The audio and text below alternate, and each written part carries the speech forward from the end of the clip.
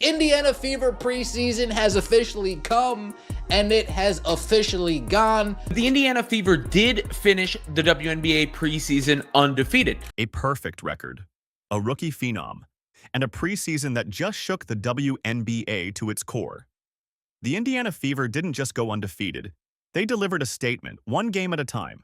But if you think this was just another string of meaningless exhibition games, think again. Behind the box scores and highlight reels, there were moments of raw emotion, clutch heroics, and unexpected setbacks that revealed far more than the final scores ever could. The Indiana Fever close out the preseason 3-0, victory against the Mystics, victory against the Brazilian national team, and another victory this afternoon against the Atlanta Dream. Caitlin Clark, the most hyped rookie the league has seen in years, didn't just show up. She lit up the court with logo threes and deep daggers that left defenders stunned. Meanwhile, Lexi Hull quietly turned into the Fever's not-so-secret weapon, seizing the fourth quarter like she owned it. But this story isn't just about stars. It's about injuries that almost derailed everything, emotional flashpoints that tested the team's chemistry, and the kind of growth that usually takes a full season to see, if it happens at all. When I watch the Fever, even when they're not at their best, one thing I can't help but think is that they're just going to run teams off the floor and destroy them with their firepower. They just have so many players that can beat you and can score. And, Duana Bonner didn't even start this game. Sophie Cunningham started in her place. The Indiana Fever finished their preseason 3-0, but the real win wasn't just in the standings. It was what we saw behind the scenes, the adversity they faced, how they responded, and the culture forming inside that locker room. From locker room whispers to full-blown fan panic and a technical foul that showed more than frustration, it showed heart. This is the full breakdown of a preseason that might have just rewritten the expectations for the entire WNBA. They're just doing a drill, and if you're looking what happens here. Caitlin Clark pulls up. Caitlin Clark pulls up immediately. And a lot of people are saying that it's not the end of the world. Just 24 hours before Indiana's final preseason game, panic spread like wildfire. Rumors began swirling. Caitlin Clark had gone down in practice, a collision with a teammate, a flare-up in the same leg that had already been strained. Fever fans glued themselves to their phones, desperately refreshing for updates, dissecting blurry footage, and speculating on whether their star rookie would suit up. The internet was in a frenzy, and for good reason. Without Clark, the Fever's perfect run suddenly felt fragile. Coach just mentioned you've been limited in practice this week. Just how are you kind of working back from that leg injury? Yeah, I think taking my time. I feel really good, honestly, and excited to get out there and play again tomorrow, work on things that we need to work on. And yeah, Maria's been great. Our medical staff has been really helpful. But I feel really good, honestly. Inside the Fever camp, tension was thick. Trainers huddled. Social media exploded. Would Clark miss her last preseason chance to tune up before the regular season began? The silence from the team only added fuel to the fire. But then came the twist. Clark not only suited up, she started. And when the game tipped off, all eyes were on her leg. Would she hold back? Would she limp? Would she disappear under pressure?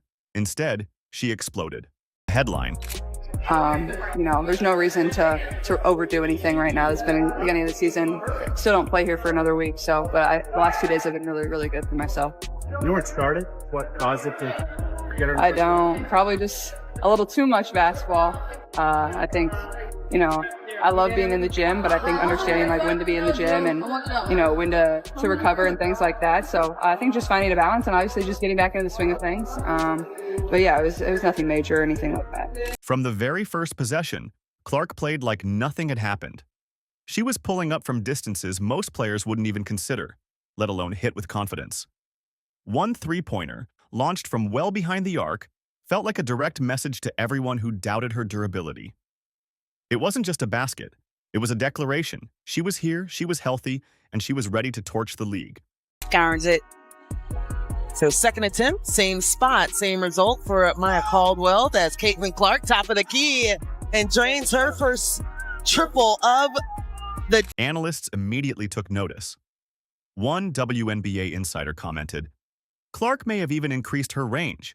She's shooting from the parking lot and making it look routine. She poured in 13 points, dished out 7 assists, and grabbed 6 rebounds in just 23 minutes.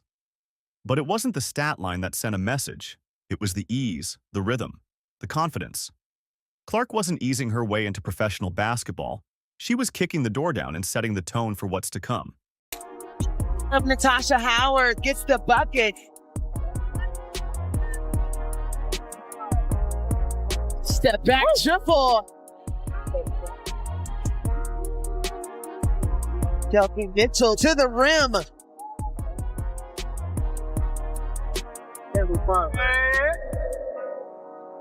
Well, that's Caitlin Clark, top of the key, and drains her triple. While most of the spotlight was fixed on Clark, the fourth quarter brought a new name into focus, Lexi Hull. Often overshadowed by bigger names on the roster, Hull quietly stepped into the moment and took over when it mattered most. With the Fever clinging to a narrow lead and the Dream threatening to snatch a comeback win, Hull became the steady hand Indiana didn't know they needed, but couldn't have won without. And now BG says she's rediscovered her love for the game, saying Atlanta reminds me of home. I'm back in the South, and this was the best decision of my life. She is completely fine, just needing rest, so we will not see her for the rest of this ball game. Yeah, we can't give out all our weapons. Turnover, as Matt Caldwell got a little too deep. In those final minutes, she erupted. 11 of her 14 points came in the fourth quarter, and she did it with poise, confidence, and aggression. She sliced through defenders, drained jumpers with hands in her face, and created chaos on defense. This wasn't a role player filling in. It was a transformation. Hull looked like someone who had leveled up her entire game, and the Fever's rotation just got a whole lot scarier. I think more than anything, just being able to practice with our team. We're getting a lot of good reps in practice, and I think confidence comes from that. Confidence comes from getting the reps, the game-like reps, over and over again in practice. And our team's super competitive, so every single day that we've had of training camp so far has felt pretty much game-like. Like we're all taking it very serious, and it starts in practice. Then came the moment that revealed something deeper. Midway through the second quarter, Clark made a risky pass that got picked off and led to a fast break score for Atlanta. Frustrated, she slammed the ball off the base of the hoop. Technical foul. But this wasn't immaturity. It was intensity. A raw moment that showed just how badly Clark wants to win. She wasn't just playing the game. She was living it. It's like, nah, shoot that thing when you open. Lexi Hull getting downhill, finds the bucket and one, as this will be the largest lead for Indiana. Before things could escalate, Sophie Cunningham stepped in. The veteran pulled Clark away, calming the storm before it got worse. It was a simple gesture, but a powerful one. It showed that this team, despite being young, was learning to look out for each other. It wasn't just a squad of stars. It was a unit that had each other's backs. That chemistry, that protection, could make all the difference when the real pressure hits. Lexi's playing with such a high level of confidence. You saw that the second half of last season, her starting to grow into that. I think you saw it a lot in Unrivaled as well. It unlocked, I think, a little bit of creativity. I think sometimes when you're a young player in this league, when you accept your role, as Lexi does, you can't allow it to put you in a box, right? Like your role can change throughout the course of a season. Your role can change throughout the course of career. White point, ironically, it wasn't Clark who would leave the court hurt. Later in the game, Cunningham went up for a rebound, came down awkwardly on an opponent's foot, and immediately hobbled to the sideline. Cameras showed her in a walking boot after the game, never a good sign.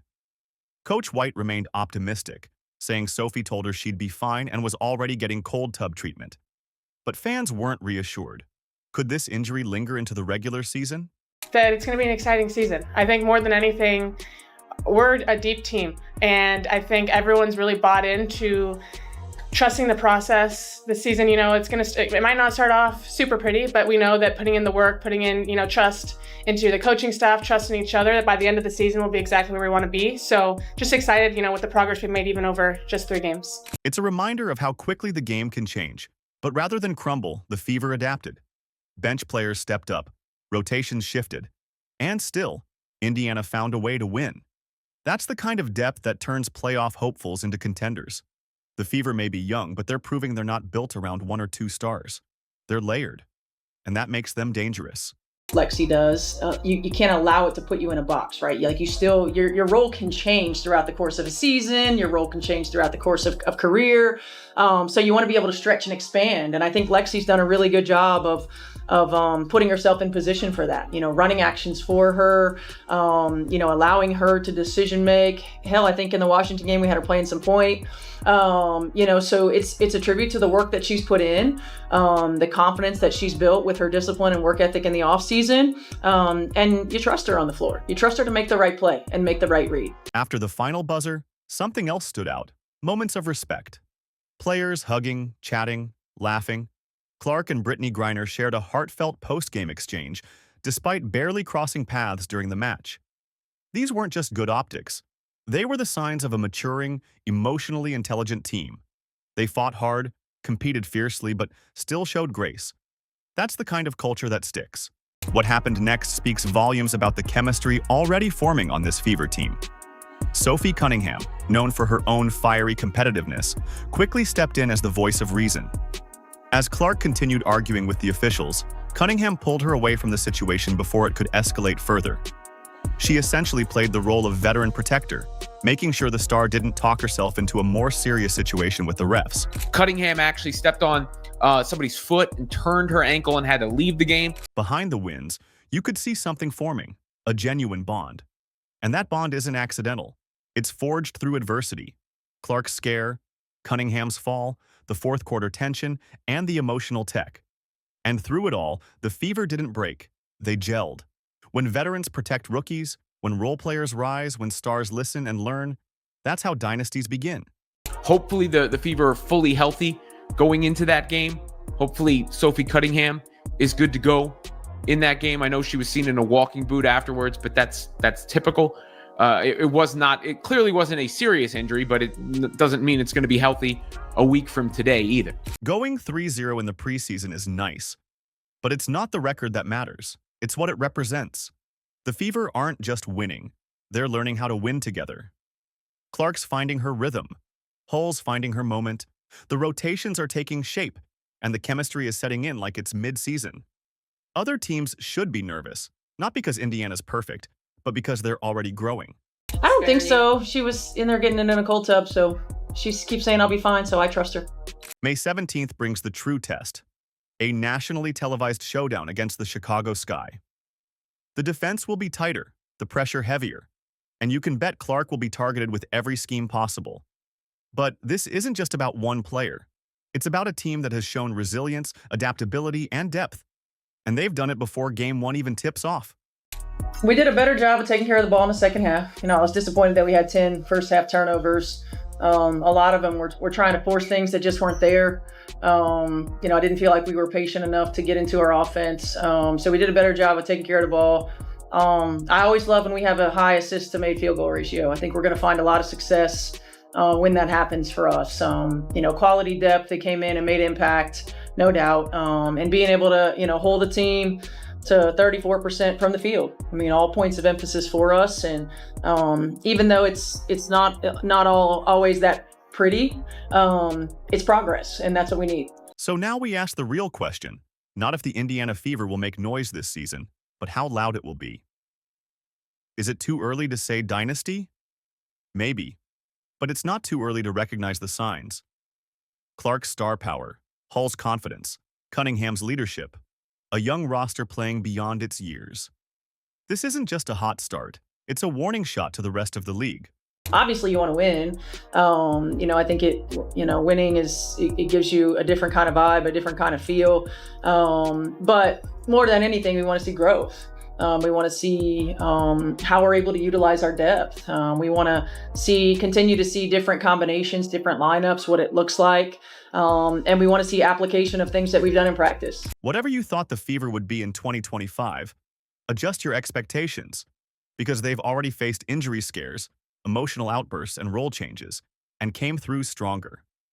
When the Fever take the court against the Sky, they'll bring more than momentum. They'll bring proof. Proof that this isn't just hype. It's the start of something real. Sophie's so fun to play with. She has a different energy about her, something you can't teach, something you can't tell people to act like, because you either have that or you don't. And being able to play with her, you feed off of that, and she feeds off the crowd feeds off her, so it's super fun, and I'm very grateful to get to play alongside her. If you've got the fever too, drop a comment below. Like, subscribe, and turn on notifications. We've got a wild season ahead. And trust me, you won't want to miss what happens next.